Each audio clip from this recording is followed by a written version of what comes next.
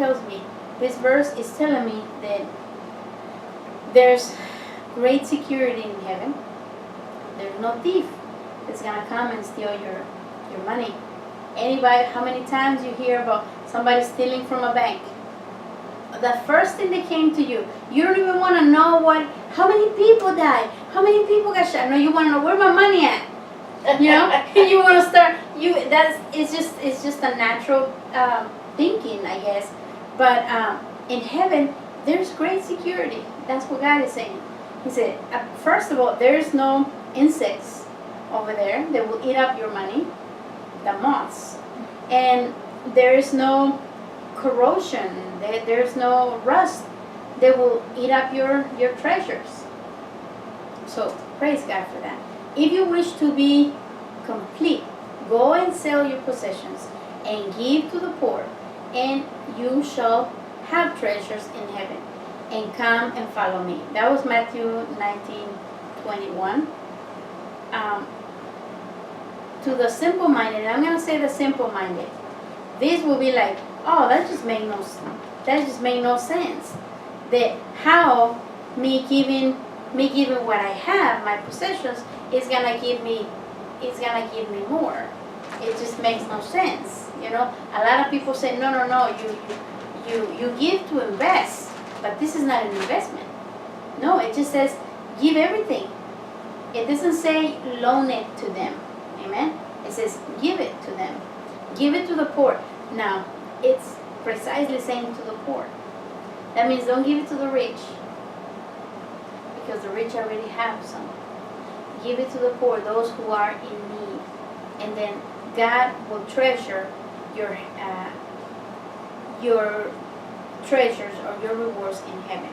And then the Lord said, and follow me. So is the man who lays up treasures for himself and is not rich towards God. And Luke 12:21.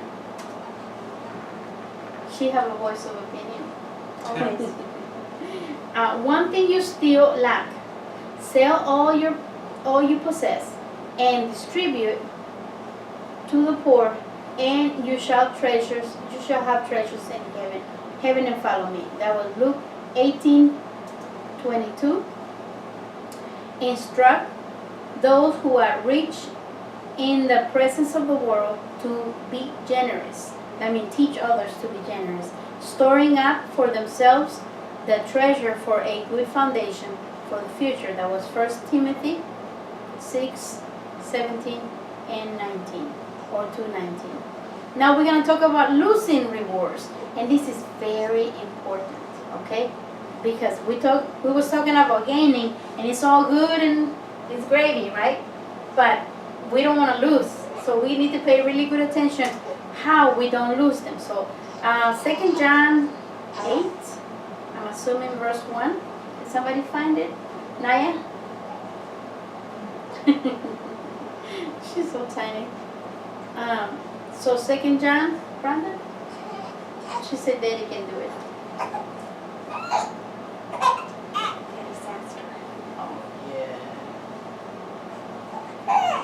Verse 8.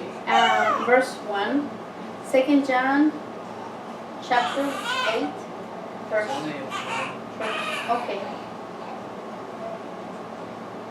It's only one chapter? There's 2 John. Okay. Then we'll move on to the next one. Passover for crown to be taken. Revelations 3:11.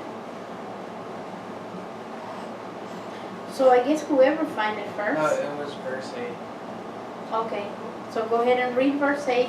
And Sister Katie over there with quick fingers, she will read Revelations. Okay. It said, watch out that you do not lose what we have worked for, but that you may be rewarded fully. Say that again.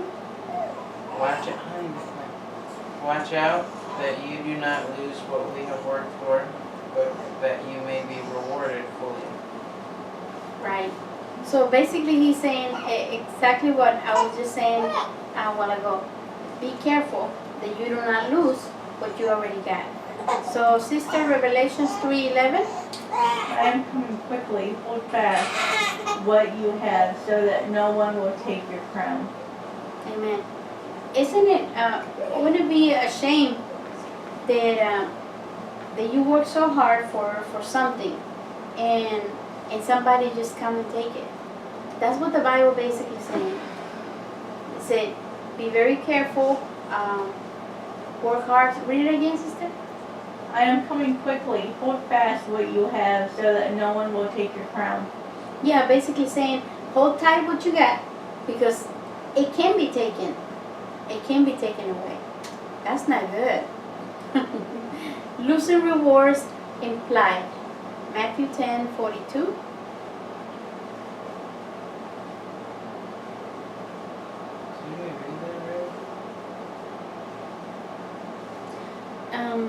We read Matthew 10, right?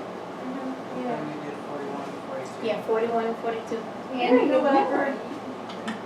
And whoever in the name of a disciple gives to one of these little ones even a cup of cold water to drink, truly I say to you, he shall not lose his reward.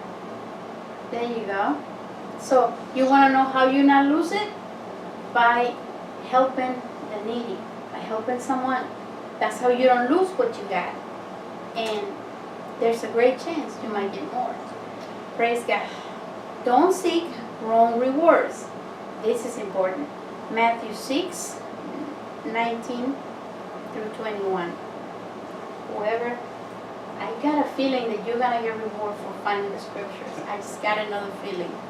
Do not store up for yourselves treasures on earth, where moths and vermin destroy, and where thieves break in and steal. But store up for yourselves treasures in heaven, where moths and vermin do not destroy, and where thieves do not break in and steal. Amen.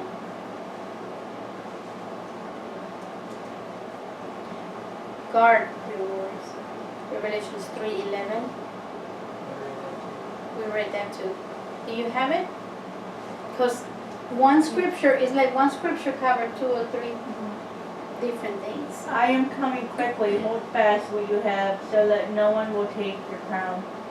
Amen. That means it's like basically saying watch over your treasures. Go ahead. Go ahead. Okay, so I think, well, yes, it's saying that, but I think it's saying something else. I think it's saying hold fast to your relationship with God. Hold fast to Him. Because Right. He is the reward. Like He is the giver. He's the giver, but He's, I mean, you shouldn't want to go to heaven just for the rewards. You should want to Right. go to heaven because you want to be with Jesus. I Right. mean, I want to. And Like, I'm like, come on, come down here now. I want to see you now on Right. earth. I don't want to. in fact, that's when we talking about heaven, we're not really thinking of, oh, what am I gonna get? No, you're just thinking about, oh, I'm gonna go to heaven. I'm gonna be right there with Him. It's like Him is the reward itself, right? But God is informing us that He has something for us. So we are not saying this because of the money, or being interested on anything else.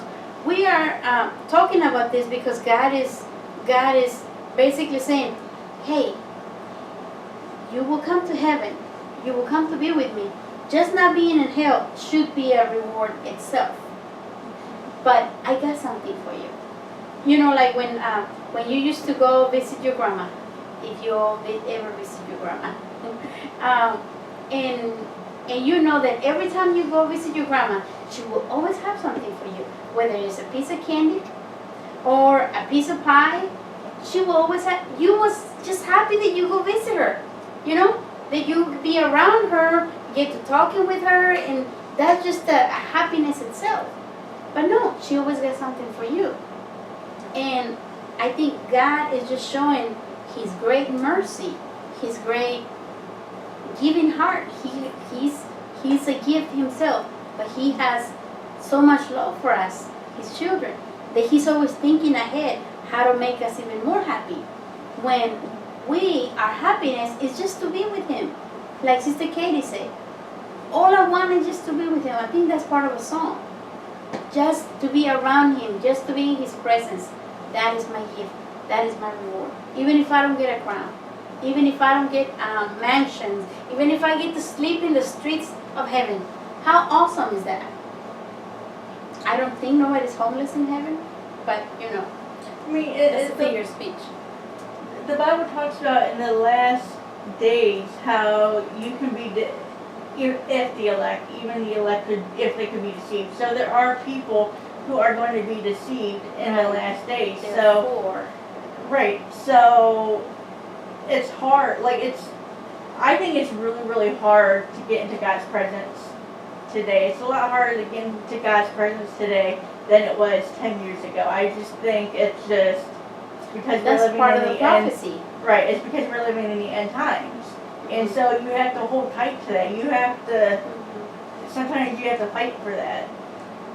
It's true. So, Like what sister was saying, that she was giving a shout of praise because she was able to get in God's presence and was able to hear from Him.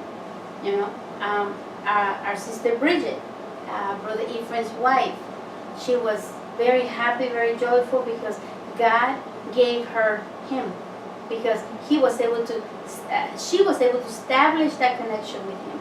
So we all know that just that is a reward itself. But we basically talking about both. And I guess it's good, and it's better that we just seek Him, you know, because He is the giver. What do you want, the gift or the giver? The giver can give you many, and the gift is just one. And the giver, you just love him. You just want to hug on him and love him because He giving you so much already, right? well, I could have peace and joy in the most tragic of circumstances, and no amount of money can buy that for me. Amen. And that only comes from Jesus. And that can only come from Jesus. There are Christians that don't have that peace, that because even that is a gift. They don't have that peace. Little things or big things can rattle them up, and it can only come from Him. Amen. That's what we're supposed to pray. Disqualified rewards. 1 Corinthians 9:27. You got it, buddy? I thought the scripture was the one. So whoever have it first. 1 Corinthians going once, going I twice. have it. It says somewhere here. But I discipline my body and make it my slave, so that after I have preached to others, I myself will not be disqualified. Praise God. I know this is all the scriptures that we read before, and we was familiar with it, but when we talk about it, it becomes more real, because we dissecting of what He's actually saying. I just never thought about we can be disqualified to receive that reward. It's like disqualified means you don't have it yet, and you was about to get it, but you just messed up. You just did something. You just have an evil thought. You contemplated something wrong, so that makes you disqualified to get your reward. Amen. So we gotta keep all these things in mind. Again, not necessarily for rewards, because like sister was saying, and like we've been saying, the main gift is Him. But He put it in here for a reason. He put it in here for us to know. Amen. Rewards burned up. 1 Corinthians 3:15.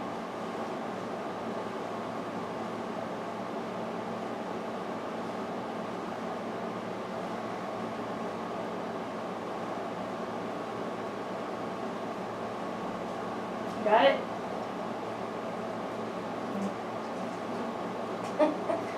Oh, what? Okay.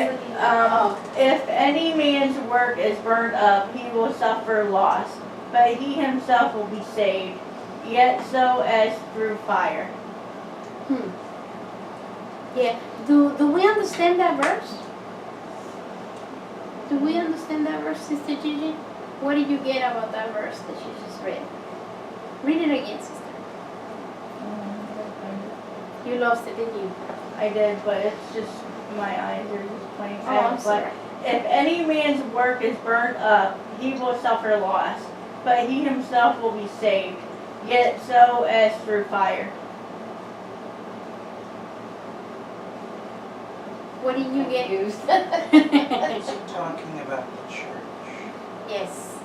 and leaders in the church? It's talking about the church. It's talking about leadership. About any Christian, but precisely leadership. You know, when something gets burned up, there's really nothing left. So that means that when we receive a reward from the Lord, He said, like especially the last part, because the last part was also talking about you will, what it says, you receive something even if it's through fire, right? If any man's work is burned up, he will suffer loss, but he himself will be saved, yet so as through fire. Okay, so this is what this is saying is, so let's say you're going to go out and you say, I have to feed the homeless. I have got to feed the homeless. I'm going to feed the homeless because if I do feed the homeless, I'm going to be rewarded in heaven. Okay? Then let's say you say, then that's one scenario. Then let's say you say, God, I love you. I love you so much. And I know you love these people, so I want to love these people. So I want to go feed these people because it's only because of God's grace that I'm not there. So I'm going to feed them out of love. The first scenario where you were feeding them so you would be rewarded in heaven, For the you reward. won't get rewarded. That reward will be burned up because your motive was impure. You were helping them, but you were doing it for your own benefit. Mhm. The other one was done out of love, Mhm. so that will be rewarded. Yes. Thank you, sister, for the explanation. So, it's really speaking about any Christian, but it, for what Brother Brandon was saying, for leadership. When leaders are in the leadership position, they have a bigger responsibility. And their responsibility is to the people. So when we are serving, let's say we, the Village family, we are hosting, we are opening the doors of our home for you guys to come in and we fellowship, we talk about God, we sing together. We are not doing this for our own benefit. And I'm just putting an example like what sister was saying, but I'm using the leadership position. We are doing this because, number one, we love you, we enjoy your company, and because we have a calling. So if we do this, and many other pastors do it for the wrong reasons, have the church and the church is doing good money wise and people wise and they're just flourishing, but they don't really have the love for the people. That means they're doing it for the money. They're doing it to receive something else in here. So their reward is being burned out because there was a bad motive. But keep in mind that they are leaders, and they're not just not gonna get their reward in heaven. They're also gonna get punishment because that's not right. Amen. So we talk about rewards taken away. Who wanna Look it up. read that one? Sorry, I'm off my phone.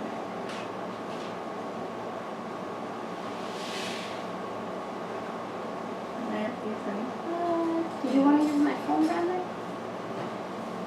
Look at the Bible right Therefore take away the talent from him and give it to the one who has 10 talents. Sorry. Therefore take away the talent from him and give it to the one who has 10 talents. For to everyone who has more shall be given, and he will have an abundance. But from the one who does not have, even what he does not have shall be taken away. Amen. So, do you understand that one, Sister Gigi? That means that if Megan and I are given talent, it's same talents in there, but it could be rewards. We are given rewards, and we did in our lifetime. We used the talent, we used the gift that God gave us. Let's say that Megan can sing, and I can preach, and Megan sing a lot, and she touched people's hearts when she was singing, and people came to Christ. And me and my preaching gift, I preached less, and I was looking out more for myself. That means that God is going to, the gift that he had for me, and this is just an example, the gift that he gave me, he can take it away, and he can give it to somebody else. He can give it to Megan. Now Megan, she can preach and she can sing because she brings souls to the Lord. So the Lord always looking into what you're gonna do with what I gave you, because he said nothing is forever. If you don't use it, I will take it away. That's what basically is telling me that he will take it away, and not just take it away, but give it to somebody else. So rewards forfeited. Matthew 6:5-6. Sorry guys, it's mainly you and Katie. I promise Very you, fine. next Bible study I'll make everybody read. Everybody else. When you pray, you are not to be like the hypocrites, for they love to stand and pray in the synagogues and on the street corners, so that they may be seen by men. Truly I say to you, they have their reward in full. But you, when you pray, go into your inner room, close your door, and pray to your Father who is in secret. And your Father who sees what is done in secret will reward you.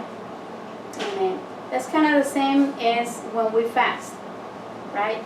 We don't want nobody, God doesn't want us to say to everybody else, I'm fasting. The same thing what sister just read. Hey, I'm doing this. I'm gonna go to charity. I'm gonna go give, I used to know this pastor that he always said, he always bring it up into his messages that on his way to the church he saw a homeless person. There was a homeless, like they saw him coming, I guess, and so they was always there, and he would always mention, hey, I gave to the homeless person that was right there. He even described the person, and he said, and I didn't give her $1, $2 like many people does. He said I give him up to $5, and I'm thinking, The first time I heard it, I was like, oh, okay, well that's good, you know. But then he would bring it up over and over, and I'm like, oh, that's not good. That's not good that you mention it. Why did you mention it? What do you want? You know? So, forfeit. So, it speaks about thrones and positions. And, okay, it's 9 o'clock and I have 5 more slides. So, we're going to go ahead and continue this in another night. Okay? I don't want to keep you guys too long, but this study is actually very interesting because it helps us understand a little bit more. Because I read these Bible scriptures all the time, and I didn't understand. I didn't actually get the parts of what is speaking in here, piece by piece. So we're just gonna leave it at